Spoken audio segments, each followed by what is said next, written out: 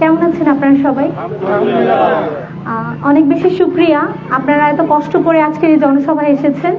আচ্ছা, প্রথমে আমি আমার পরিচয়টা দিয়ে নিই। আমি ফাতেমা আক্তার আউরিন, জগন্নাথ বিশ্ববিদ্যালয়ের কার্যনির্বাহী সদস্য। আজকের এই জনসভা আসলে যে কারণে অনুষ্ঠিত হয়েছে তার মূল লক্ষ্য আশা করি আপনারা জানেন, তাও আমি একটু সংক্ষিপ্ত করে যদি বলি। আমাদের আগামী যে জাতীয় নির্বাচনটা আছে, আমরা জানি এখানে আমাদের প্রত্যেকের কি দায়িত্ব, কি কর্তব্য।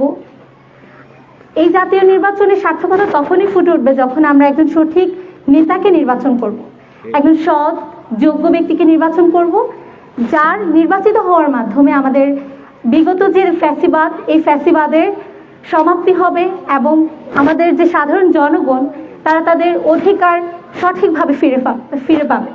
তো আপনারা জানেন যে ইতোমধ্যে 5টি বিশ্ববিদ্যালয়ের নির্বাচন হয়েছে, কেন্দ্রীয় শিক্ষার্থী নির্বাচন হয়েছে। সেখানে আলহামদুলিল্লাহ সবার মধ্যে শিবিরের যে গণজোয়ার, যে সমর্থন, সেটা আমরা দেখতে পেয়েছি এবং তারই ফলপ্রসূতে আমরা শাপলাকলি প্রতীকে আমরা বিশ্বাস রাখি আমরা যে সৎ যোগ্য নেতৃত্ব চাই, সেই সৎযোগ্য নেতৃত্বের প্রতিনিধিত্ব তিনি করবেন।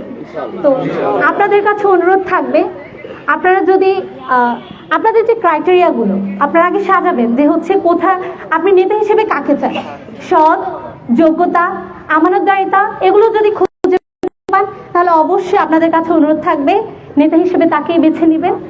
আর পরবর্তী যে বিষয়টি, আমরা জানি এবার গণভোটের আয়োজন করা হয়েছে। আপনারা কি জানেন এখানে 2টা অপশন, হ্যাঁ অথবা না।